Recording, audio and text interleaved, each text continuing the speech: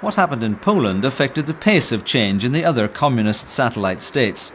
The most dramatic breakthrough was in East Germany, where the Berlin Wall was a symbol of the division between the capitalist West and the communist East. Ich habe sozusagen den Bau der Berliner Mauer. I saw the building of the Berlin Wall on the 13th of August 1961. I lived in the east but was on holiday in the west. I saw people jumping from windows in Bernau Street. These houses quickly became the border between East and West Berlin. School began again, and our history teacher told us that this wall was an anti-fascist protection wall. That's how it was described to us. And that contradicted what I had seen with my own eyes. Why were so many escaping from the east to the west? I just had to leave the history lesson.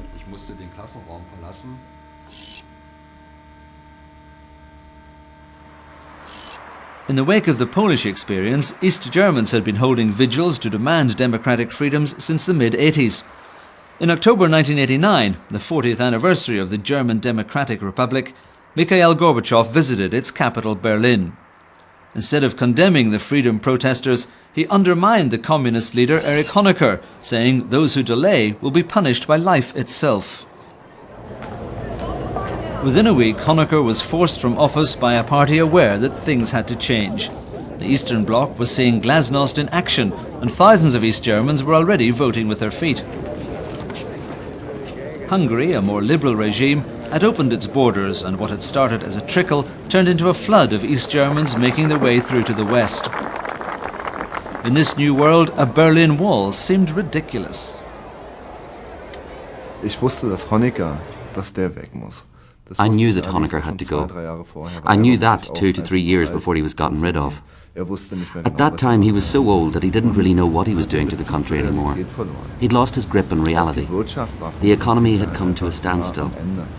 People escaping into the West through Hungary was a big political problem for the East. It was an interesting time, but I didn't think that this would mean the end of East Germany.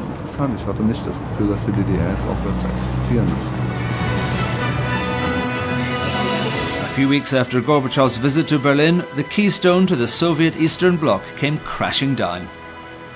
Good evening. East Germany has agreed to do what the West has been demanding it should do for more than a generation. After opening up the Berlin Wall, the government has now announced it will hold democratic elections.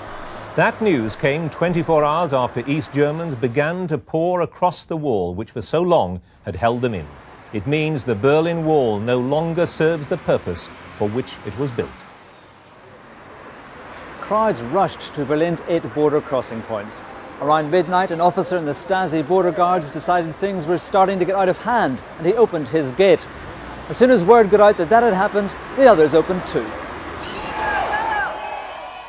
Within hours of the government's announcement, people started turning up at Checkpoint Charlie, the best-known crossing point to the west. At first they were told, go away, come back tomorrow, and bring all the right documents with you. But the crowds weren't satisfied with this, and they've learnt that if they push hard enough, they can have their way. They pushed on into the guard posts, arguing, demanding, insistent, and suddenly the way west was opened. Checkpoint Charlie was open, and they were through, called on by the delighted West Berliners waiting on the other side. Within a year, communist East Germany was reunited with West Germany. It was a radical but peaceful reshaping of the political map of Europe.